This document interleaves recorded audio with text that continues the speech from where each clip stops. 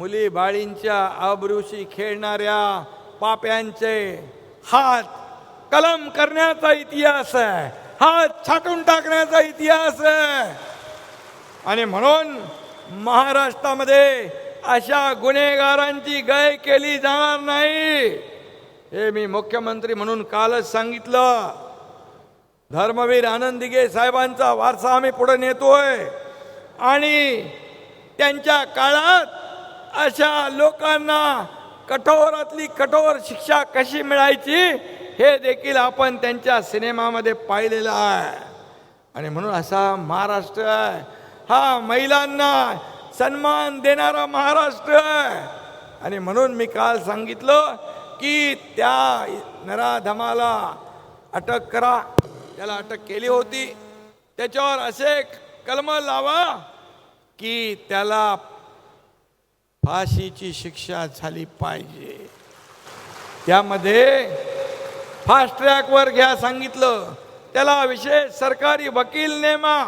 आम्ही त्याच्यासाठी SIT नेमलेली आहे आणि संस्था चालकांनी देखील त्यांची देखील चौकशी केली पाहिजे. असे लोक, मुलींना हँडल करणारे लोक कसे तुम्ही जेंट्स ठेवू शकता, तिथं देखील महिला मुलीच पाहिजेत.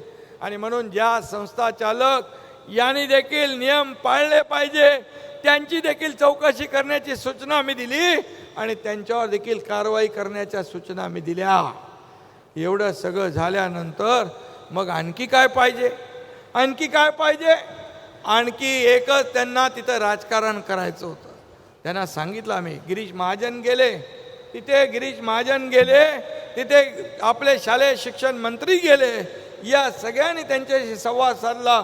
मी फोनवर स्वतः संवाद साधला.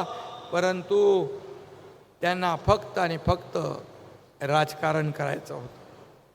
चिमुकली, एक 4 वर्षाची चिमुकलीचं राजकारण, तिचं किती मोठं आयुष्य पडलेलं आहे. आज मीडियामध्ये काही लोक बाईट देत आहेत, काही लोक प्रेस कॉन्फरन्स घेत आहेत. अरे माझं तुम्हाला सांगणं आहे की त्या लहान मुलीच्या जीवाशी, तिच्या जीवनाशी, तिच्या आयुष्याशी खेळण्याचा प्रयत्न करू नका. तिचं आयुष्य बर्बाद करण्याचं काम करू नका.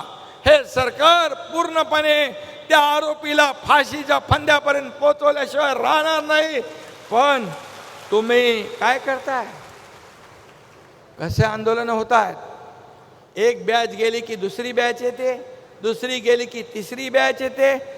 कसे आंदोलनामध्ये गाड्या भरभरून येतात, बस भरून येतात आणि मुख्यमंत्री माझी लाडकी बहीण योजनेचे तिथे बॅनर दाखवले जातात. काय तुमची पोटदुखी? अरे पोटदुखी, तुम्ही एवढी पोटदुखी, ठीक आहे तुम्ही राजकारण करायला वेगळं प्लॅटफॉर्म आहे, वेगळे विषय आहेत, पण एका चिमुरडीच्या या चिमुरडीच्या जीवावर, तिच्या या घटनेवर तुम्ही राजकारण करताय. खरं म्हणजे आपल्याला माझी सगळ्यांना विनंती आहे, हे विकृत मानसिकतेचं लक्षण आहे. आणि म्हणून या राज्यामध्ये, या महाराष्ट्रामध्ये ते म्हणत होते की मग लाडकी बहीण नको, सुरक्षित बहीण पाहिजे. मी आपल्याला सांगतो, 2 महिन्यापूर्वी, 3-4 महिन्यापूर्वी एक अशीच घटना घडली माझ्या बहिणीबरोबर आणि त्याला फास्ट ट्रॅक केसवर आम्ही चालवलं. स्पेशल वकील दिले, एव्हिडन्स दिले, पोलिसांनी सगळं जे मेहनत केली आहे आणि त्या आरोपीला 2 महिन्या केसमध्ये लागले आणि त्याला फाशीची सजा झाली. ABP माझा, उघडा डोळे बघा नीट.